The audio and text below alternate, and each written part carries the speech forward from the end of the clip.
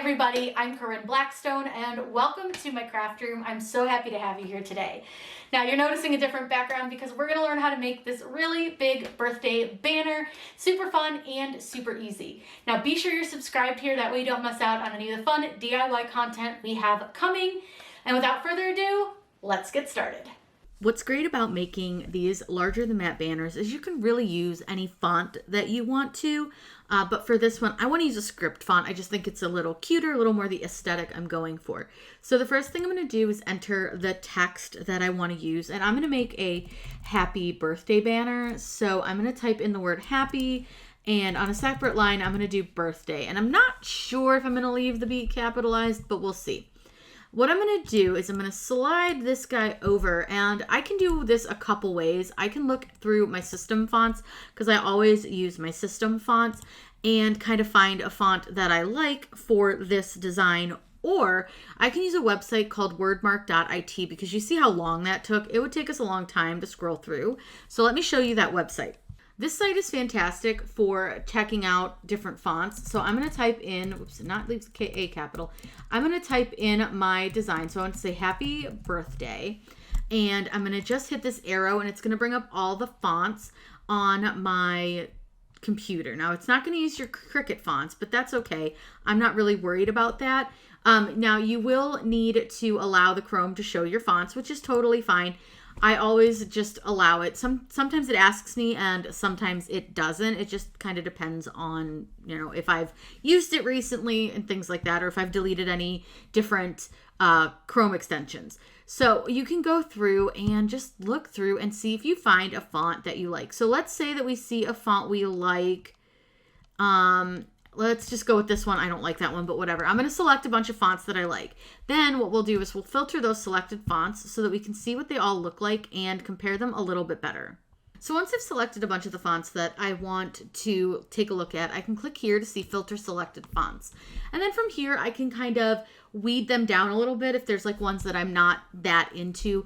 Like I like this one still, but I think that one's a little less what I'm looking for. I just don't love the birthday on that one, so we'll get rid of that. I think this one's a little weird, so I'm just going to get rid of that one. And I just don't like that one as much either. So I'm kind of down to these three fonts. Black Sample has been one of my favorites lately. I think that one's really pretty. Then we have Darling Garden, which is also a really nice one. And I'll link all these fonts down below for you in case you want to use them. And then this Painter one. So I'm going to go back over to Cricut Design Space and take a look at these.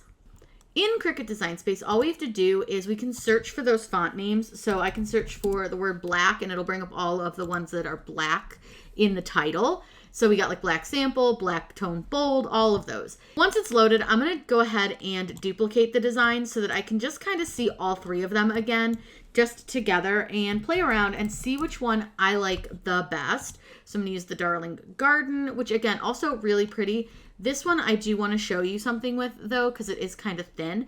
And I'll duplicate that one. And then I'm just going to do the last one, which was Painter, and we'll select that one. Now that I have all the fonts kind of together, I can see them a little bit better. It just helps me see kind of how they're going to cut. Now I do really, really like this one, and I do think it's really pretty, but it's a bit thin. So let's say that we want to use this one, but we want to thicken it up just a little. All you have to do is add a little offset to it, and the first offset's going to be way too big. But what you want to do is just add a really small little offset, just enough to thicken it up a little, and you may just need to go a little bit smaller. You kind of just play with the numbers until it makes one that makes sense. So if I hit apply right now and I move this one off, this would be what your font would look like if you thickened it up. Now I'm not going to use that one because it is a little bit too thin for the design. So we're kind of between these two.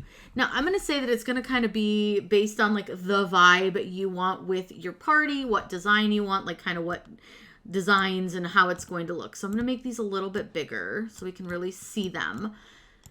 I'm not sure. I mean, I really like both of them, but I think I prefer this one, especially since the letters touch. These letters aren't touching and these ones are. And I think for the tutorial, that's going to be a little bit easier to deal with. So I'm going to go ahead and delete this. Now, this is the word that we're working with. I think it's super cute, but what I want to do is I'm going to make this really big. So you can really make it as big as you want. I'm going to say that I want a 36-inch wide banner. Now you can see it's huge and it's 25 tall. So what I'm going to do, I'm going to zoom out so we can see the entire design. It's so stinking cute. Now I can obviously go bigger if I want to, like I could make it 48 inches. You can really make it however big you want to. It's just a matter of how much you want to sit here and cut it apart. So I'm going to go with a 36. I think that's big enough. That's 3 feet. That's a pretty big banner. Now the next thing that I'm going to do is I'm going to go down to combine and I'm going to weld these. I'm not going to ever change this, so I'm not really worried about welding it. But you need to do that so that you're able to slice it. It's just easier, and plus it gives you a better visual of what it's all going to look like. Now with this, I've got the 2 pieces. I've got the 2 different words. So I'm going to actually slice the words apart before I do anything else. So I'm just going to take this square and I'm going to make it big enough that it can cover the happy. And I'm just going to slice these 2 apart. This is just the way I do it. You can definitely ungroup the letters before you weld. Whatever you want to do is fine, but this is just how I choose to do it. And I'm going to change these to 2 different colors so that you can see the difference a little bit better. So now we can kind of look at this and say, okay, this is perfect size. It's great, but we need to slice this up so that it will cut on our Cricut. Now we're going to be using 12 by 12 sheets of cardstock for this. So I'm going to use a shape. I'm going to open up a square and I want to make an 11.5 inch square. And that's how we're going to know what we can slice, because we can slice, we can cut up to 11.5 inches. So I'm going to lay it over my design. Now here's what I want you to kind of think about when you're cutting. I want to make sure that this H is fully covered because I don't want to leave like this weird tail here or this weird edge here, but I also want to make sure that I don't chop off this part of the P. You want to make it easy for you to line up. I'm going to go ahead and duplicate my square so that I have an extra one. And I usually tend to duplicate that square a few times because I'm going to need them in a little bit. Now you'll notice that I have all these red dots and I just realized I have the wrong machine selected. So I'm going to make sure I have the right machine selected so it stops giving me those red lines. Now what I want to do is I'm going to select the happy and the gray square and I'm going to go ahead and slice them. Once I've sliced it, I can get rid of the gray pieces. That's why I changed the color, just to make it easier. And now you'll see we have part of our birthday sign. Now I want to do the same thing over here, but again, remember, I want to make sure that I'm not going to cut this Y into pieces. So what I do is I usually will start with the end and kind of work my way to the center. And you can really do this however you want. You can cut the P in half if you want to, but it's up to you. You just want to make sure that whatever you're slicing will fit onto your page. So once I slice this out, you'll see that this one will fit fine. And then this piece, this green piece, will fit just fine as well. Now we're going to do the exact same thing to birthday, so it's really easy to do. So we'll just do the exact same thing. But with this one, I'm going to turn this because I just want to slice the B out. I don't want to actually slice the Earth Day, if you will. I just want to slice the B away because that's its own letter on its own, and it'll just be easier to cut that one separately than the rest. So I'm going to go ahead and move that over. Now I'm going to go ahead and finish slicing all of these out, and then once we're done with that, we're going to go ahead and show you how to cut this and piece this together. I'd run 1,000 miles if I could run with you.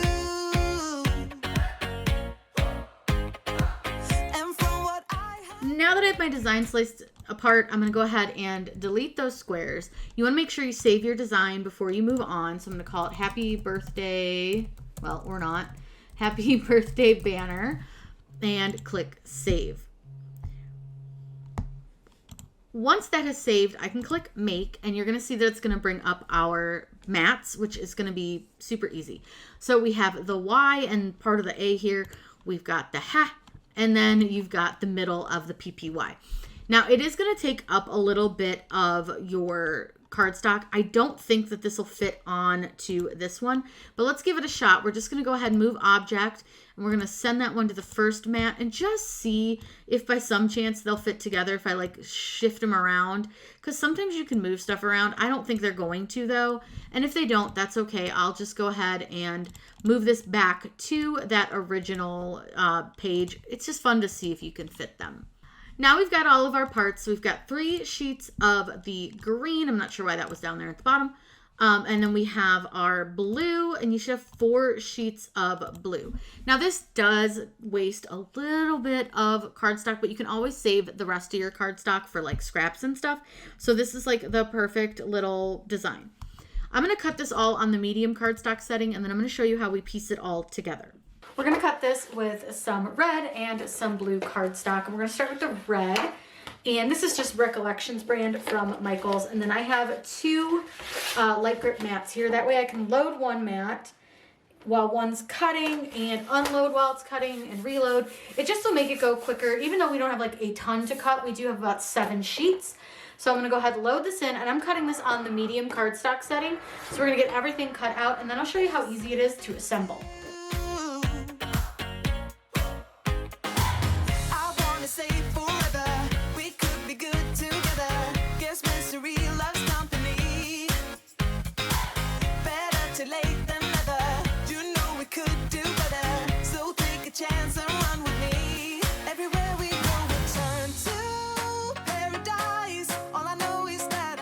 Now we have all of our pieces cut out, and we're literally just going to use some Scotch tape. You don't have to do anything too crazy with this. So let's start with the happy first, just because that one's a little bit shorter.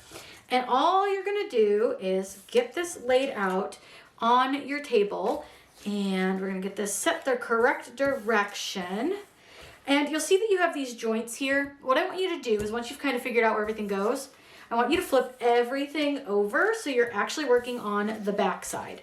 Now for me, I find it easier to piece it together facing me and then do the back part. But what you're gonna do is you're gonna line up your seams, and all I want you to do is take just a little bit of Scotch tape, doesn't even take much, and I'm gonna make sure that this bottom seam is lined up really, really well.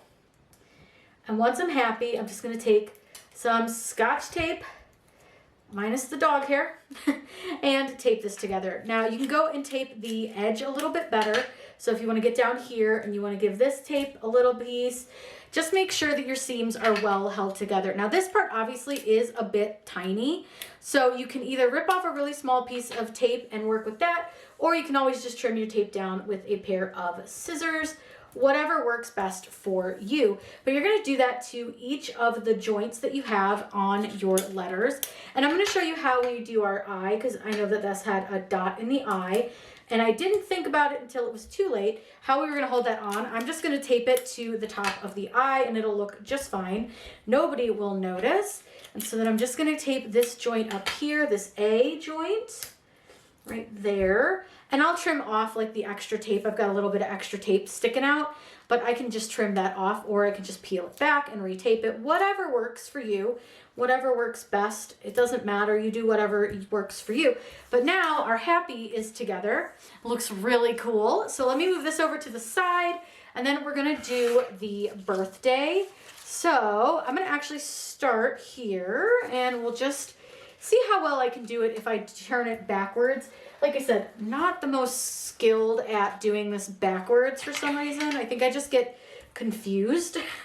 So I know that this is part of the eye, and yeah, see, I just get confused when I do it this way. I don't know why. I can never figure it out if I turn it that way. Don't know why. We're gonna turn it the other way.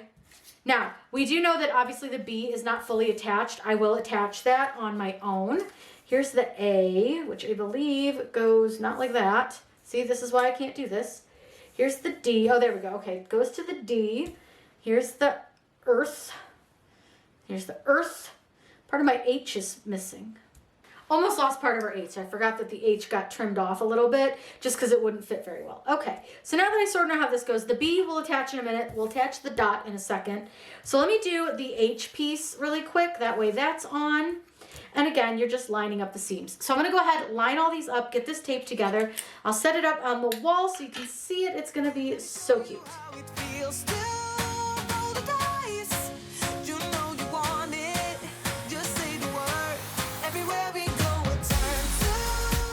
So now we have the dot in the eye, and like I said, I'm just going to attach it with a little bit of tape. I could have attached it previous to this, but that's fine. A little bit of tape, and that was too much tape. will do, I'm just going to use a little sliver, and I'm just going to put it here at the top of the eye, and actually I think I'll use this thinner piece.